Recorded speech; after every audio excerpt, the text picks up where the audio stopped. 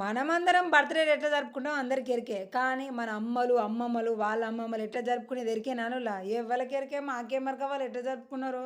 అసలు వాళ్ళు ఎవరైనా జరుపుకున్నారా అని అనుకుంటారు. కానీ జరుపుకునే విధానం చూడుర్రి ఒకసారి.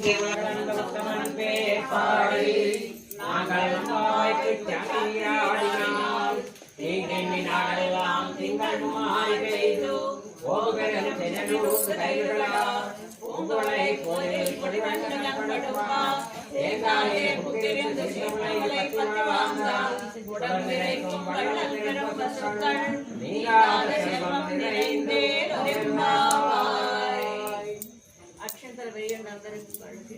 శతమానం భవతి